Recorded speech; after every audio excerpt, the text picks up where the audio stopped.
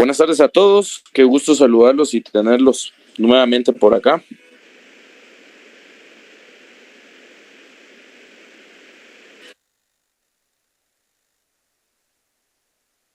Buenas noches. Buenas tardes. Buenas tardes, licenciado. Buenas tardes, licenciado. Buenas tardes. Buenas tardes. Buenas tardes.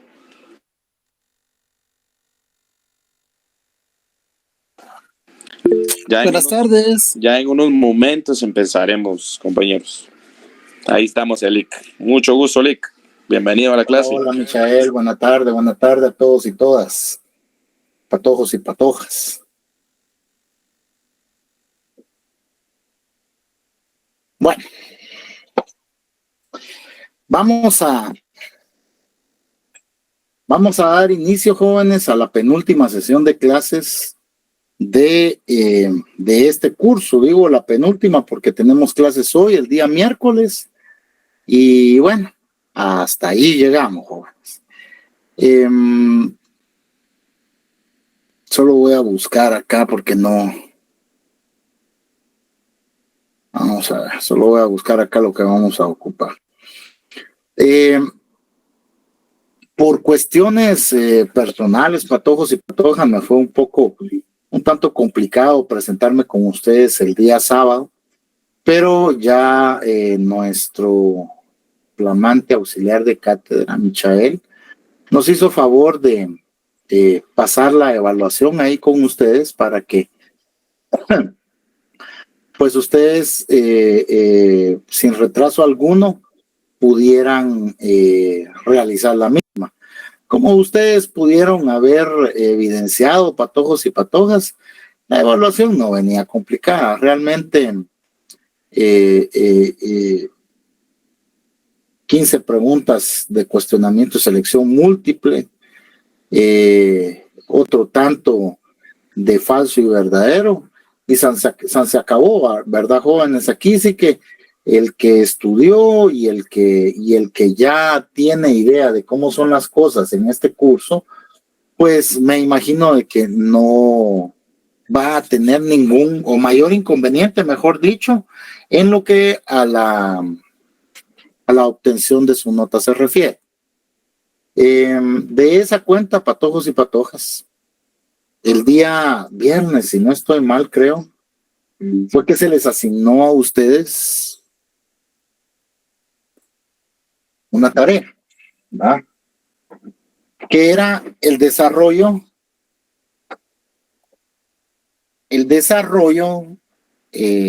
casos de procedencia, el desarrollo de la etapa de impugnación. Ustedes tenían que hablar acerca de los casos de procedencia, de las formalidades que lleva cada uno de los recursos, de los plazos, que es algo fundamental en la etapa de impugnación. Los plazos se los tienen que saber ustedes de memoria. Jóvenes, de memoria se tienen que saber uno los plazos. Y esquematizar los recursos. Yo no he revisado aún el trabajo, pero les voy a dar algunos lineamientos solo para que ustedes tengan clara cómo es la situación conmigo en relación a estas cuestiones, a los trabajos. Me voy a tomar unos 5 minutos nada más. En relación a ellos, jóvenes, yo como les indiqué en la primera tarea asignada, yo he estado reteniendo estos trabajos porque se los voy a poner así. Si yo de una vez les asigno punteo, jóvenes, ustedes automáticamente pierden esos puntos porque no me entregaron toda la tarea, la primera, ni la segunda tampoco. Por ahí me andaban mandando ahorita todavía, jóvenes. Aquí ya habíamos hablado con Michael que hasta el domingo en la noche se les iba a dar de plazo para que la tarea fuera presentada, mandándomela ahorita. O sea, miren, patojos, hay que respetar los tiempos, ¿va? Por eso, por determinadas razones que uno impone esas reglas temporales cuando hay una realización de trabajo. Quienes enviaron fuera del tiempo que se les dio para para poder realizar la tarea. Y si tuvieran necesidad de algunos puntos para hacerlos llegar a la nota de promoción, no voy a tomar en cuenta sus trabajos. Así de sencillo. Va patojos y patojas. Se los digo con toda la franqueza del mundo, porque para eso se tuvo suficiente tiempo. Fue viernes, sábado, domingo hasta medianoche. ¿Va? Y sí trabaja uno y lo que ustedes quieran. ¿Va? Y tal vez ustedes no vieron una motivación como, es que aquí hay 10 puntos. Pero si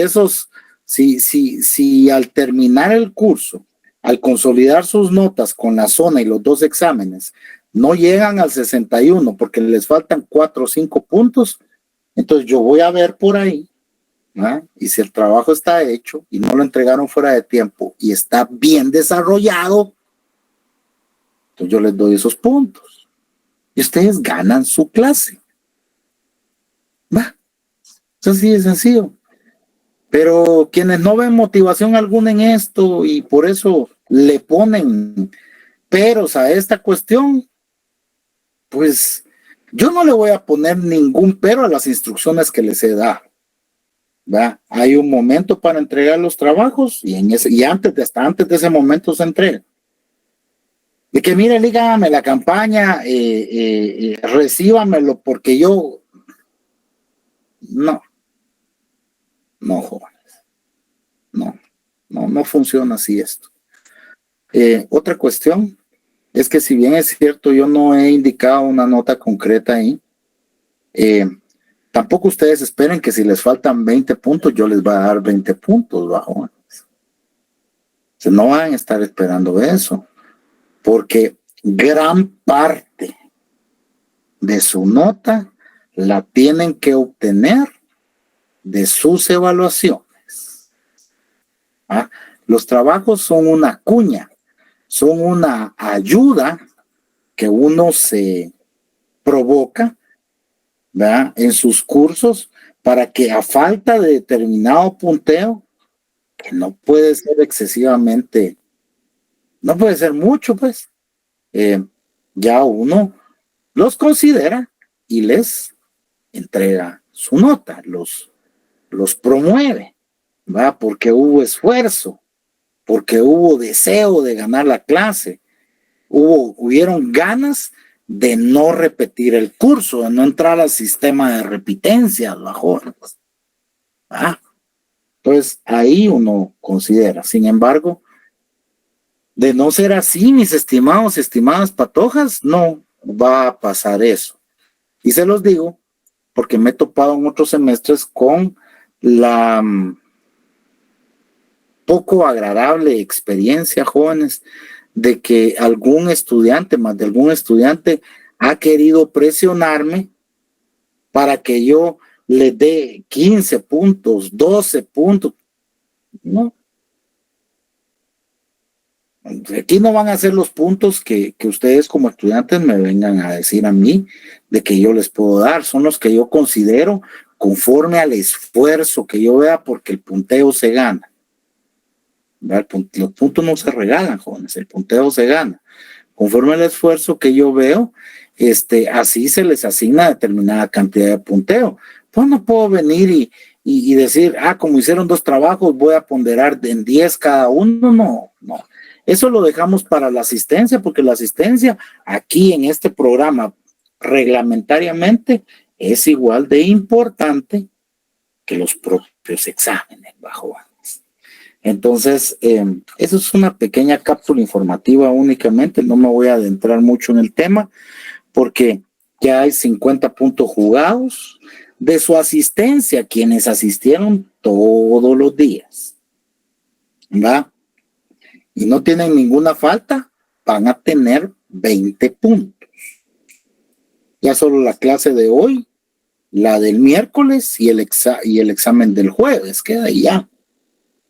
Se terminó esto. Entonces, quienes tengan esa asistencia completa van a tener sus 20 puntitos cabales. Quienes tengan, no he distribuido todavía cómo voy a quitar puntos si hay faltas, pero por ejemplo, si tiene una falta, Se me ocurre a mí quitarle 5 puntos, si tiene 2 le quito otros 5 puntos, y si tiene las 3 faltas, pues ahí sí se van los 20 puntos bajo. Entonces todavía no queriéndolos perjudicar a patojos y patojas, porque solo por el hecho de estar aquí escuchando estas cápsulas informativas, ustedes están ganando sus puntitos de asistencia. Bueno, entonces, así brevemente, jóvenes, ¿quién me platica acerca? Porque sí lo vamos a hablar, esta clase lo vamos a utilizar para eso, y la clase del día miércoles la vamos a usar para hablar de la etapa de ejecución. ¿Quién me puede hablar en términos generales de la etapa de impugnación, jóvenes? En términos generales. ¿Cuántos medios de impugnación son? ¿Cuáles son? ¿Va? ¿Alguna particularidad de cada uno de ellos? Porque si ustedes no lo sabían, jóvenes, si ustedes no lo sabían, esa etapa sí se la tiene que conocer bien uno. Todavía con la etapa preparatoria ahí se le pasan algunas cositas a uno, igual que con la etapa intermedia o el debate, o incluso ejecución, porque ahí dice uno, bueno, ya está condenado. Pero esta etapa es muy importante, jóvenes. Esta etapa es muy importante y esta sí se la tiene que conocer bien uno. Uno tiene que saber qué mecanismo procesal se puede utilizar o debe utilizarse derivado de determinada decisión judicial, porque los mecanismos o los medios de impugnación son herramientas procesales utilizables en contra de las decisiones de los jueces, jóvenes, cuando uno no solo no está de acuerdo, porque no basta con no estar de acuerdo, no.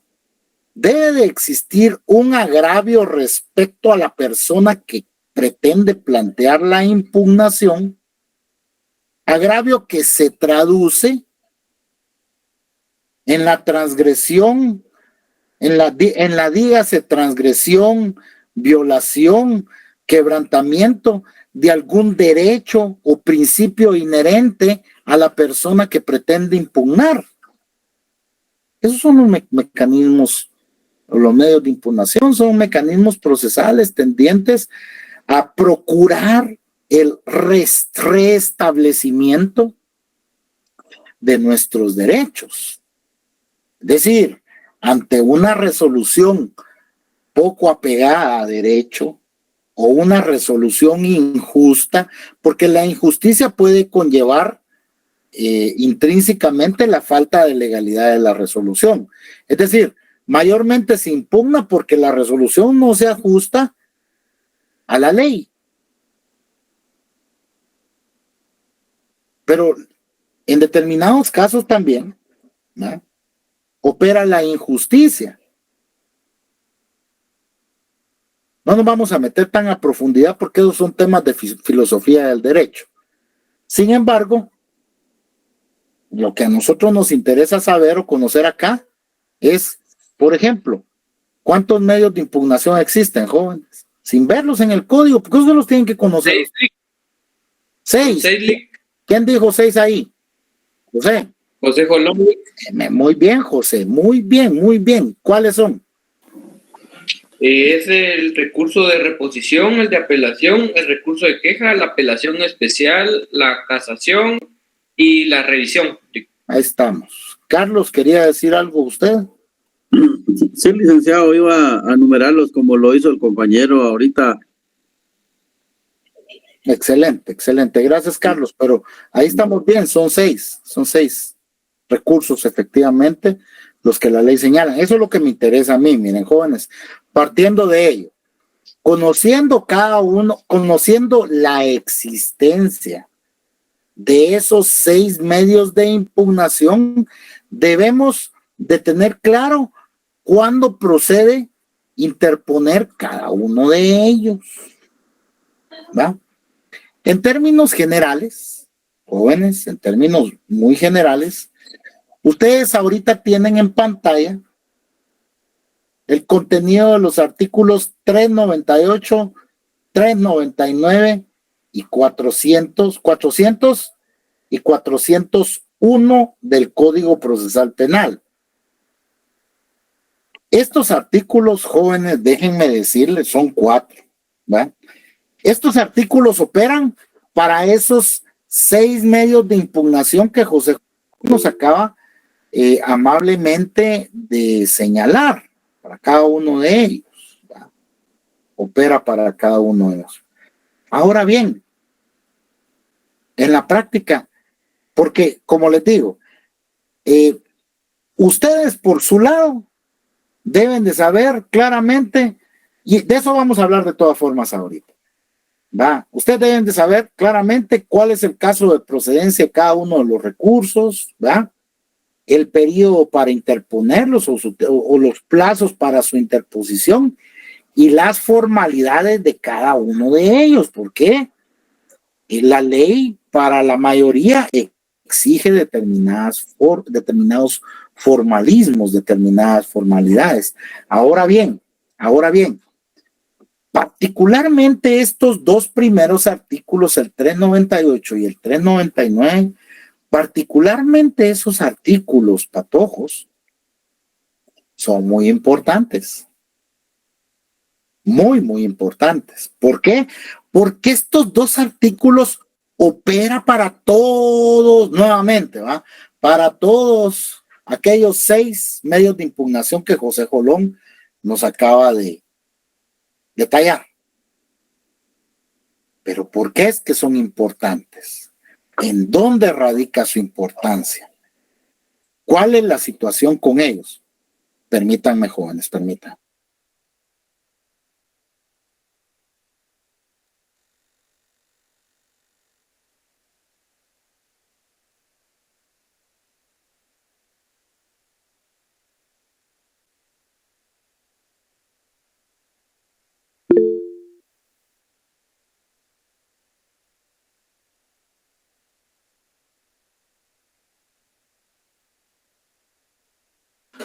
Entonces, ¿por qué son particularmente importantes estos 2 artículos? Miren, jóvenes, es una maravilla de veras cuando nosotros aprendemos a manejar la ley, a utilizar la ley. En este caso, estos 2 artículos plantean los presupuestos de la impugnabilidad objetiva, el 398 y el 399, las formalidades para la interposición de los recursos en términos generales. Pero yo se los voy a traer a la práctica, porque es necesario, de veras, o muy importante, mejor dicho, que uno aprenda efectivamente a manejar cómo se debe cada uno de estos artículos. Entonces, artículo 398, la facultad de recurrir, lo que se refiere a la impugnabilidad objetiva. Las resoluciones judiciales serán recurribles solo por los medios y en los casos expresamente establecidos. ¿A qué se refiere esto, patojos?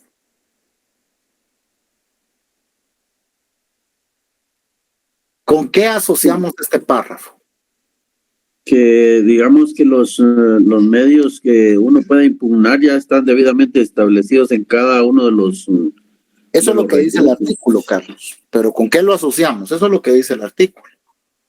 Pero ¿con qué lo podemos asociar? En algún momento... Licenciado. Sí, Luisa Fernanda. Ay, perdón. Dígame. Con el artículo 404, donde nos establece los casos dicen que eso de las impugnaciones.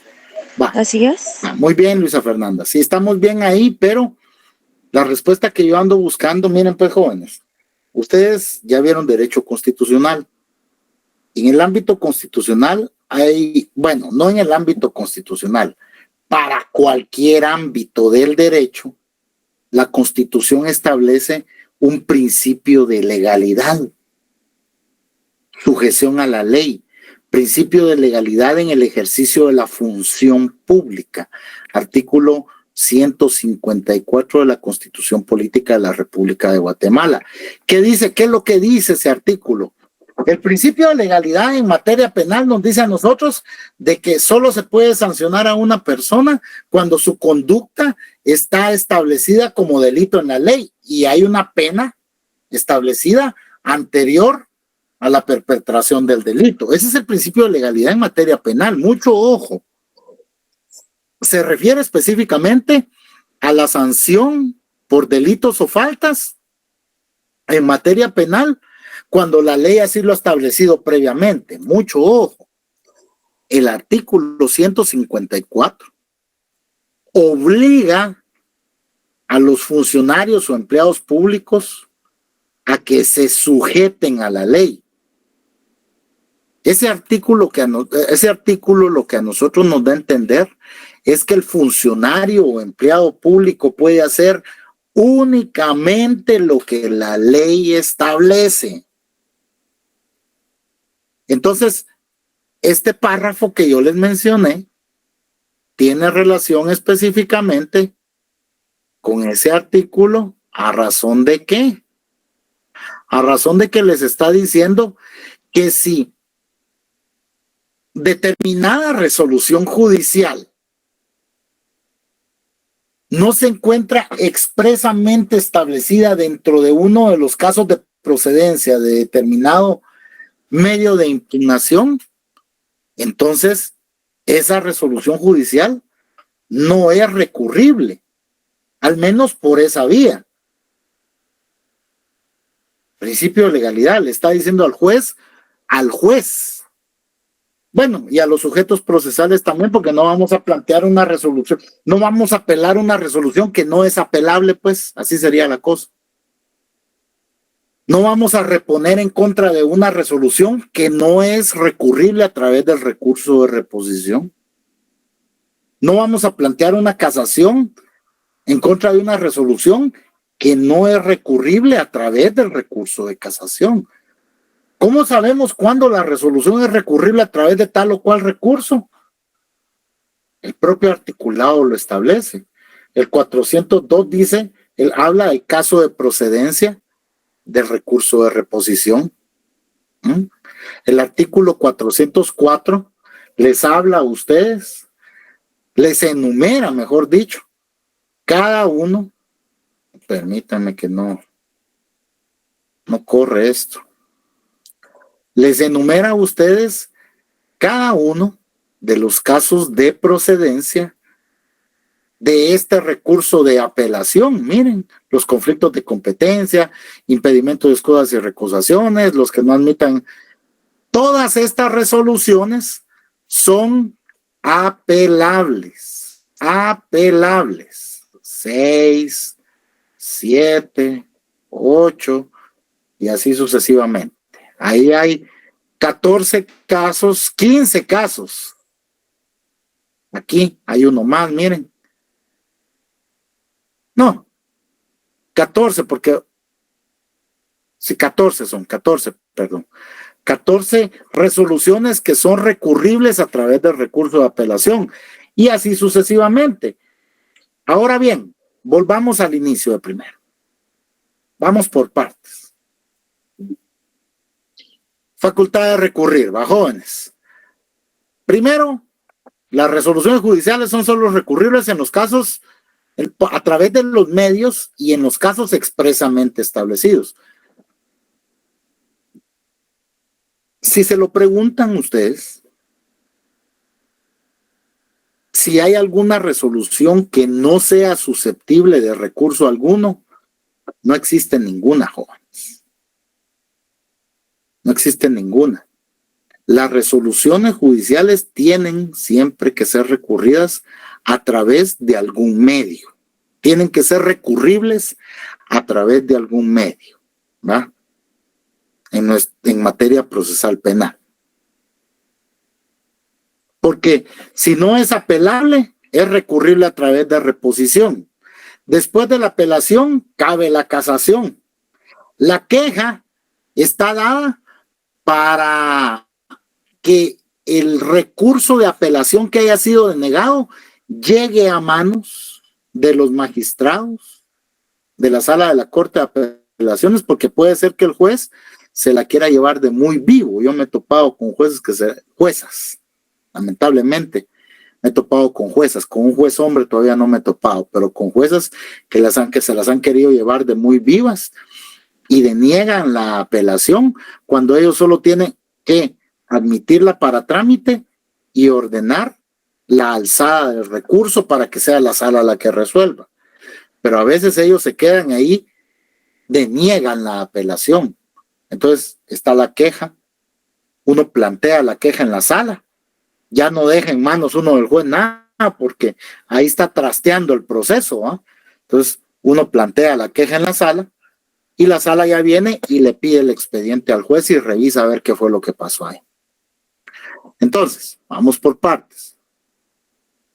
Seguidamente nos dice el artículo 398 que estas resoluciones, o mejor dicho, las personas habilitadas para plantear o para interponer impugnaciones son aquellas que tengan interés directo en el asunto.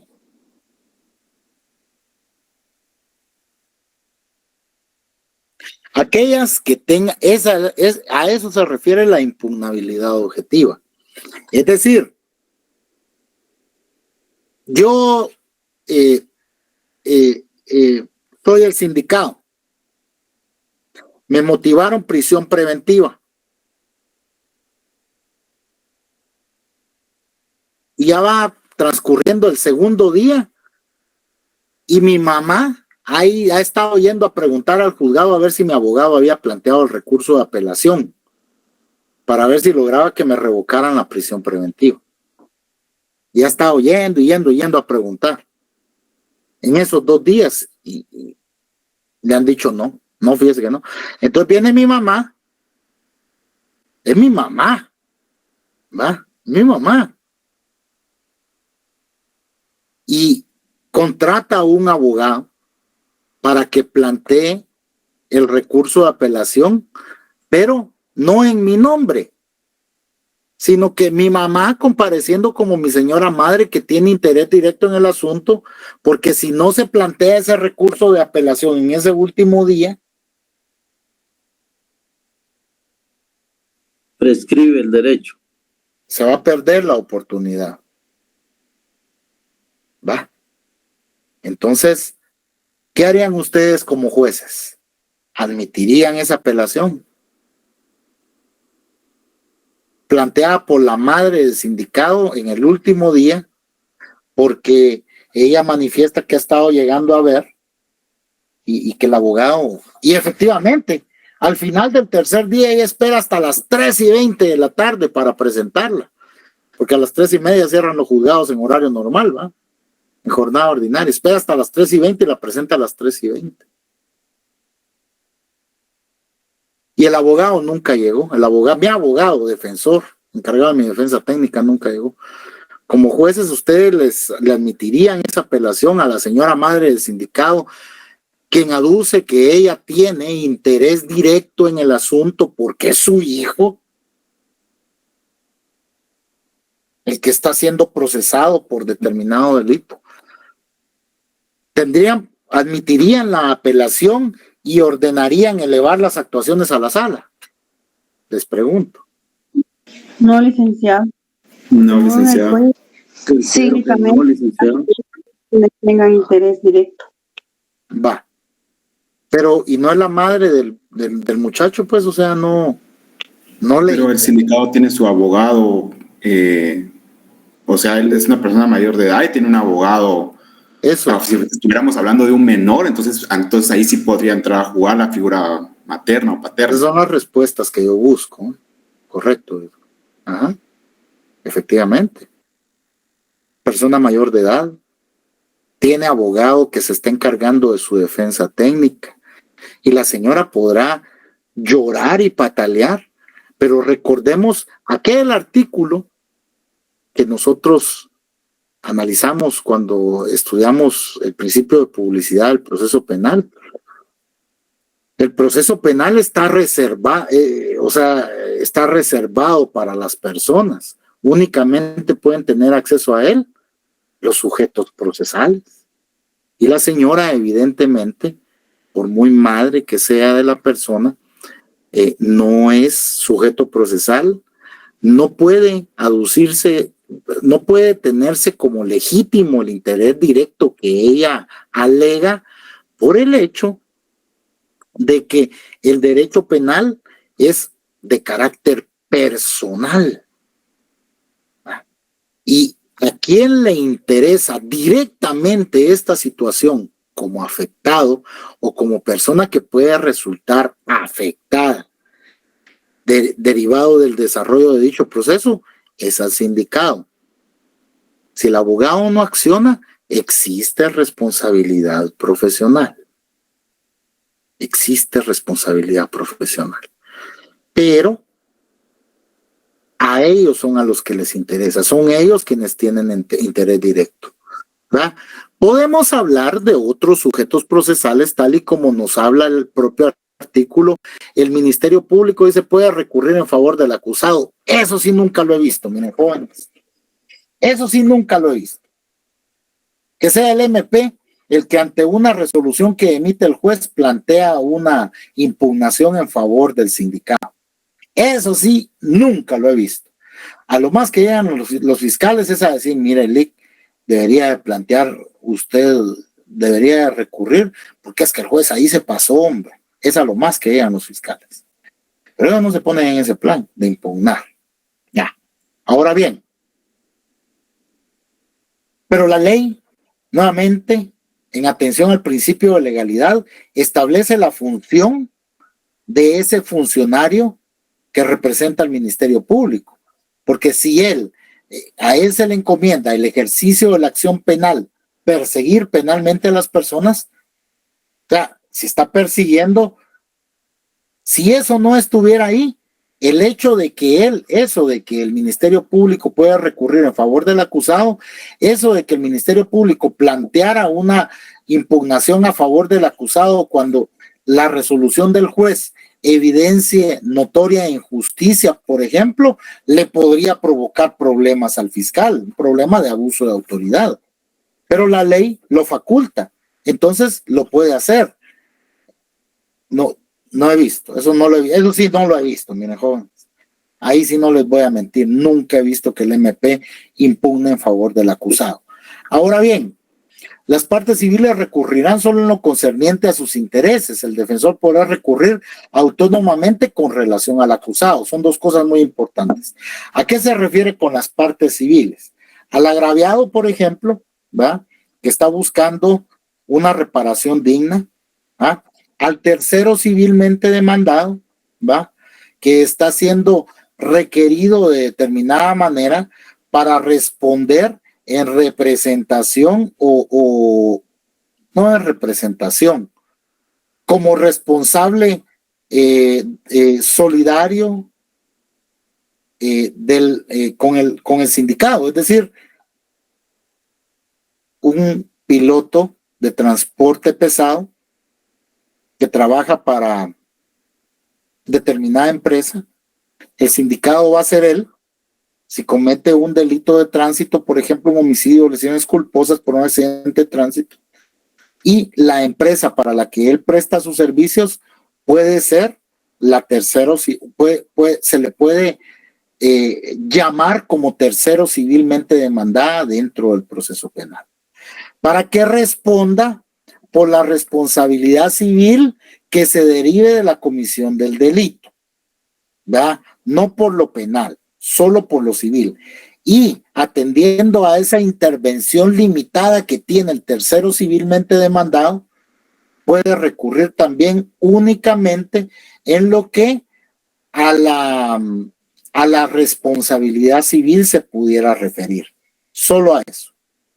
Su impugnación en algún caso vaya dirigida a la pena impuesta en contra del sindicato, no opera, porque la pena va a ser impuesta en contra de el sujeto procesal principal denominado sindicato.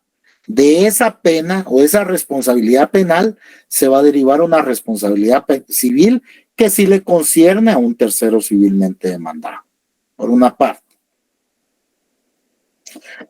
Por otra parte, aquí me están haciendo una pregunta muy buena, ahorita la vamos a leer. Por otra parte, dice, el defensor podrá recurrir autónomamente con relación al acusado. ¿Qué quiere decir esto?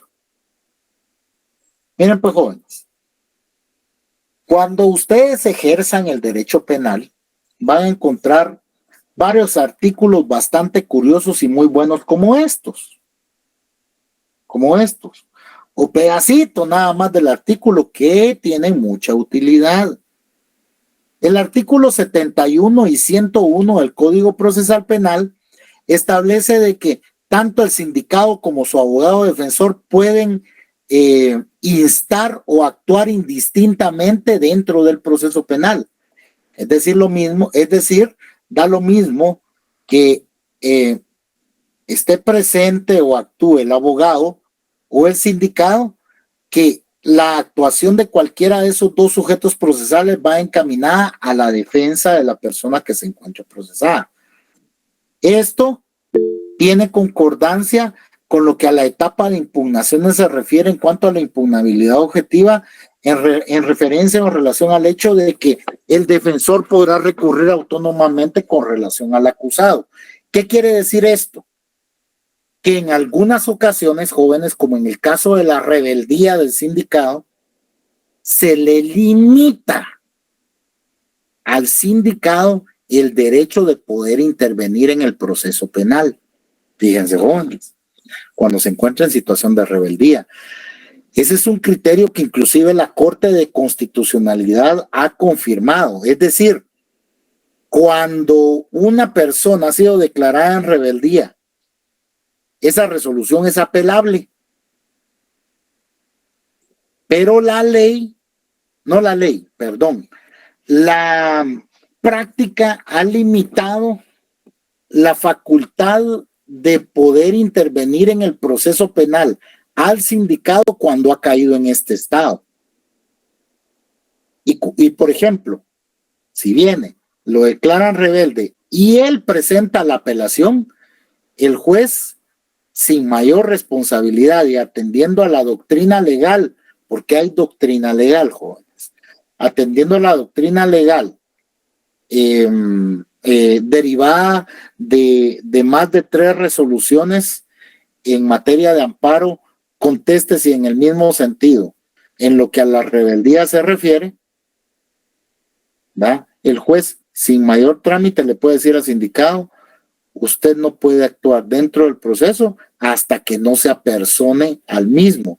Y al apersonarse se refiere a que tiene que llegar y ponerse a disposición del tribunal. Pero, ¿qué pasa si no es el sindicado el que plantea la apelación, sino que es el abogado? Miren este artículo. El defensor podrá recurrir autónomamente con relación al acusado. Eso quiere decir que el defensor puede plantear esa apelación como abogado defensor de manera autónoma, pero en atención a los artículos 71 y 101, en ejercicio de la defensa, ¿va? Y resguardando los intereses de su patrocinado. Porque a veces, jóvenes, y esto que yo les estoy hablando es una situación compleja que últimamente los jueces han tenido es muy utilizada. Por eso es que la figura de la rebeldía antes no tenía mayor relevancia, jóvenes. Pero si ustedes se dan cuenta ahora, hasta en las noticias pueden ver. Se decretó la orden de aprehensión contra fulano, se fueron a hacer allanamientos, que no sé qué, que no sé cuánto. Y no fue habido. Y de repente, como a los 2-3 meses, el MP se solicitó la rebeldía en contra de ese mismo fulano, que ya tiene 2-3 meses de estar pendiente de aprehensión, y es razonable, ¿va, jóvenes? Porque ya tiene cierto tiempo de estar pendiente de aprehensión y no se apersona a resolver su situación jurídica. Entonces, ya tiene cierto tiempo de estar pendiente de aprehensión, él lo sabe porque esto ha salido en los medios, y no se presenta a resolver su situación jurídica, entonces solicito que se le decrete su rebeldía. Pero ¿qué es lo que busca el MP con eso? Que la persona no pueda accionar. Que la persona no pueda accionar por escrito y que tenga que presentarse y ponerse a disposición y que lo manden al preventivo de la zona 18 en espera de resolver su situación jurídica. ¿Va? Pero el abogado, conforme a este artículo, puede él de manera autónoma intervenir. Algunos jueces lo admiten, jueces y magistrados lo admiten, otros no, porque se cierran en que la persona, en que la impugnación se está planteando con el objeto de favorecer a esta persona que se encuentra en estado de rebeldía y no quieren acoger. Para mí está bien, porque de todas maneras deben de dejar que la persona ejerza su derecho de defensa. Ya, si no le cuajan las cosas, pues bueno, ¿qué se hace? Y el artículo 399, ¿va? Los requisitos formales para la admisibilidad de un recurso. Para ser admisible, los recursos deberán ser interpuestos, fíjense bien, en las condiciones de tiempo y modo que determine la ley. Tiempo, plazos, modo, la forma. ¿Ah? Si existiesen defectos u omisión de forma o de fondo, el tribunal lo hará saber al interponente dándole un plazo de 3 días contados a partir de la notificación al recurrente para que lo amplíe o corrija respectivamente. Para ser admisibles, los recursos deberán ser interpuestos en las condiciones de tiempo y modo que determine la ley. Tiempo y modo. Tiempo y modo. Artículo 402, por ejemplo. ¿Dónde encontramos el tiempo en el recurso de reposición? Acá. Dentro del plazo de 3 días. Después de dictada la resolución. ¿De qué modo se debe de interponer? Porque estamos hablando de tiempo y modo. ¿De qué modo o cuál es la forma de interposición? Por escrito fundado. Por escrito fundado. Quiere decir de que tiene que presentarse por escrito. Por escrito. Antes se podía presentar en audiencia. Uno podía plantear reposición en audiencia. ¿Ah? En enero de este año, la Corte de Constitucionalidad varió la doctrina legal que se había sentado sobre este respecto e indicó de que para el planteamiento del recurso de reposición obligadamente debe de ser por escrito, que de manera oral únicamente en la etapa de debate.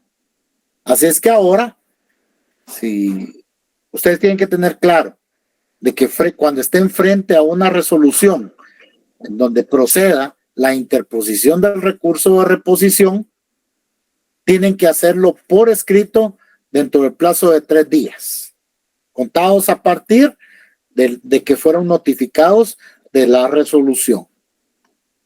En la apelación, ¿cuáles son las circunstancias de tiempo en la apelación? El artículo 407 se los indica. La apelación deberá interponerse, aquí nuevamente el modo, miren, por escrito, dentro del término de 3 días. Tiempo y modo. Ahora, a la apelación se le suma algo más para el modo o la forma en la que el recurso debe de ser planteado, con expresa indicación del motivo en que se funda. ¿Qué quiere decir esto, jóvenes? En el lenguaje diario, en el lenguaje jurídico diario, el recurso debe de contener o debe de expresar los agravios que le provoca. ¿Por qué es que se busca de que el recurso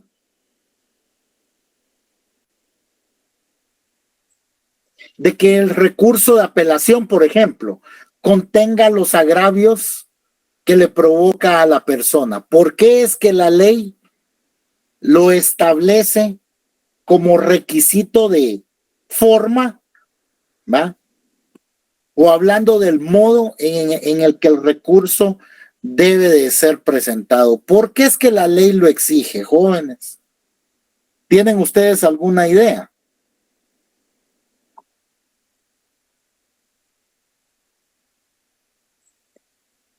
Antes de que alguien me quiera responder, este artículo lo concatenamos con el artículo 399. ¿Por qué?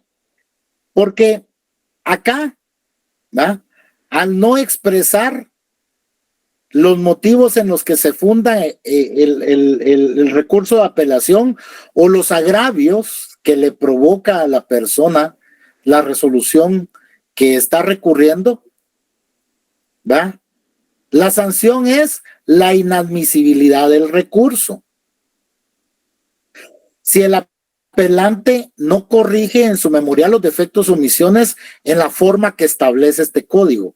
¿Cuál es la forma, antes de pasar a lo de los agravios, cuál es la forma que el código establece para corregir los errores en una impugnación, joven?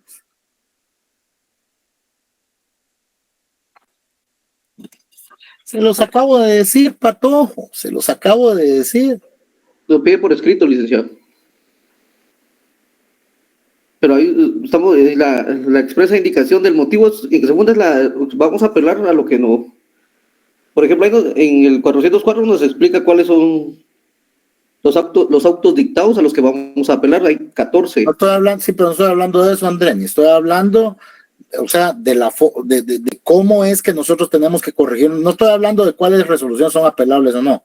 Estoy hablando de que si no se indicaron cuáles son los agravios, debe de imponer por escrito, entonces necesitamos saber cuál es la forma que el código establece para corregir esa falta de expresión de agravios. ¿Cuál es la forma? Por escrito en un término de 3 días. ¿Cómo? Por escrito en un término de 3 días. Ahí está, esa es la respuesta que yo andaba buscando. Aquí está en el artículo 399, jóvenes. Aquí está, miren. Si existiese defecto u omisión de forma, que es lo que el artículo 407 dice allá abajo, ¿va? El tribunal lo hará saber al interponente, dándole un plazo de 3 días contados a partir de la notificación al recurrente para que lo amplíe o corrija respectivamente. Ahí está. Entonces, ¿qué es lo que va a hacer el tribunal al no contemplar o al no contener agravios el escrito de apelación? Le va a decir, mire señor, se le confiere el plazo de 3 días para que corrija la impugnación planteada a falta de expresión de agravios, bajo apercibimiento de que en caso no cumpla con lo ordenado dentro del plazo indicado, se declarará la inadmisibilidad de la apelación planteada. Aquí está, miren, la inadmisibilidad de la apelación planteada.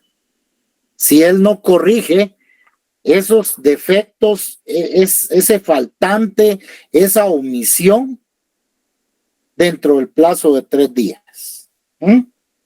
Ahora bien, ¿por qué es importante, jóvenes? Esto es más importante para mí que ustedes lo sepan. ¿Por qué es imperativo de que, por ejemplo, en un recurso de apelación, el recurrente exprese claramente los agravios que le provoca la resolución que está impugnando? ¿Por qué es importante eso?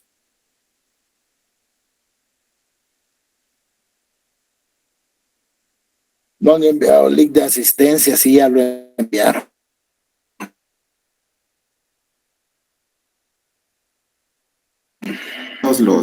Los agravios para que sea una apelación, ¿no? Para que el juez diga, bueno, sí, se violentó Pero, va, sí, Edwin, sí, o sea, eso sí, estamos claros, pero eso la propia ley le dice a usted, mire, usted me tiene que plantear una apelación expresándome los agravios que le causa la resolución impugnada. A eso se refiere con expresa indicación del motivo en que se funda. A eso es a lo que se refiere la ley. Pero, ¿por qué? ¿Cuál es la razón de ser de ello?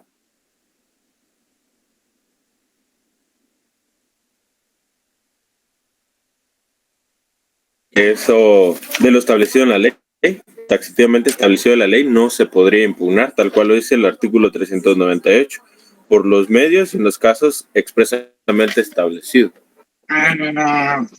Gracias por su intervención, Edwin. Bueno, miren pues, jóvenes, como yo me tomara más tiempo para que habláramos de esto, pero, o sea, les tengo que dejar la respuesta de una vez porque solo 1 hora tenemos para recibir. Miren pues, patojos. Es por este artículo, miren, jóvenes. El recurso de apelación permitirá al Tribunal de Alzada el conocimiento del proceso solo en cuanto a los puntos de la resolución a que se refieren los agravios.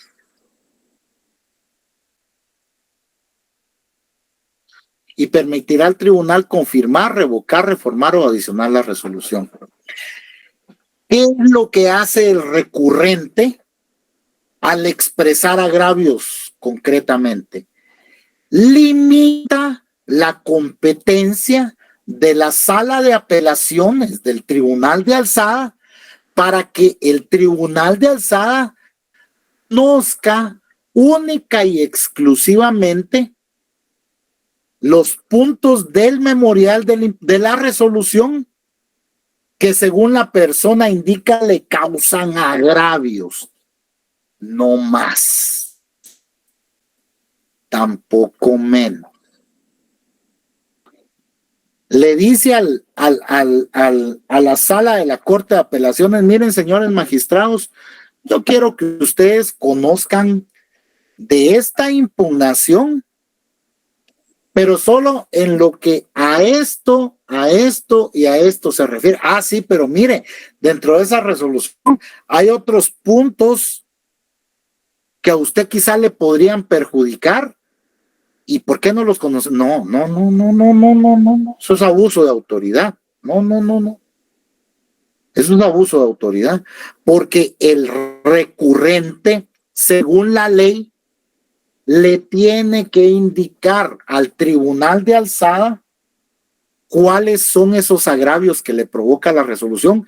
Y solo eso, el recurrente le está diciendo a la sala, solo en esos temitas, ustedes pueden meter su nariz. No más. Ni menos tampoco. Porque no pueden decir ellos, pero es que esto a nuestro parecer no le afecta a la persona. Ah, sí, dígame por qué no me afecta. No me afecta, pero dígame por qué. ¿Va? Entonces, eso es muy importante, miren, jóvenes. Si ustedes no expresan agravios, ¿sobre la base de qué va a conocer la sala de apelaciones? Si la ley claramente les está diciendo, miren, señores, expresen agravios, ¿para qué? Para que ustedes limiten la competencia de la sala. Porque puede ser, fíjense, patojos, de que ustedes vayan a recurrir una resolución parcialmente. ¿Por qué? Porque una parte les favorece y la otra no. Y van a impugnar la parte que no les favorece. Pero si la ley le diera a la sala la competencia para que ellos pudieran hablar de lo que fuera en la resolución, miren, patojos, eso sería un caso. Les voy a poner un caso, 2 minutos quedan, pero lo voy a tratar de hacer rápido. La apelación, eso salió en las noticias, jóvenes. La apelación que el Ministerio Público planteó en contra de la resolución en donde se le daba medida sustitutiva a los magistrados del Tribunal Supremo Electoral, jóvenes. A ellos les otorgaron determinadas medidas sustitutivas porque la juez consideró de que no existía peligro de fuga ni de obstaculización a la averiguación de la verdad. Pero la juez no los suspendió para el ejercicio del cargo, no les limitó el ejercicio del cargo, porque no consideró de que ellos estuvieran en posición de obstaculizar la averiguación de la verdad. Pero el MP apeló y la sala sí los separó del cargo. Ni siquiera les prohibió acercarse a las instalaciones del Tribunal Supremo Electoral, que eso como medida sustitutiva sí le establece la ley. Los separó del cargo. Y eso es ilegal, jóvenes. Aun y cuando el MP lo haya manifestado como agravio, no está como tal planteada la separación del cargo en el Código Procesal Penal como medida sustitutiva, porque lo que hicieron fue apelar una medida sustitutiva. Sí está en la ley en materia de antejuicio, pero ese es un trámite administrativo que se tiene que realizar sobre el funcionario empleado público para separarlo por el funcionario público, para separarlo del cargo en lo que resuelve su situación jurídica. No es acá en tribunales. Entonces, ahí uno ve cómo, miren, así estiraron el Código Procesal Penal en lo que a medida sustitutiva se refiere. Y para los demás artículos, más o menos, para los demás medios de impugnación, más o menos ese es el ejercicio, jóvenes. Eso es lo que yo les quería plantear acá. Ese es el ejercicio. ¿Estamos claros? ¿Tienen alguna duda? ¿No? Va. Mañana no hay clases. Es 25, jóvenes, es el día del maestro. Entonces tengo entendido de que tenemos clases el día de mañana. Nos vemos el día miércoles a las 6 de la tarde, por favor. Nuevamente, es la última clase ya, y ya yo inclusive tengo listo el examen final. Nelson Giovanni, dígame, adelante, antes de cerrar, porque ya es... Okay, buenas noches. Sí, buenas noches. Es de que yo tengo un inconveniente. Yo pagué mi boleta y todo, pero rápido, por favor, Nelson Giovanni, porque ya son las 7 de la noche y los compañeros se tienen que desconectar. Dígame. ¿Sí no, yo pagó su boleta? Sí, ajá, ¿y qué? Y se me no me di cuenta que me tenía que asignar y al final ya no me pude asignar, entonces no sé qué. Miren, jóvenes, empezamos con esos problemas ahorita. Yo por ahí tengo a una persona que del año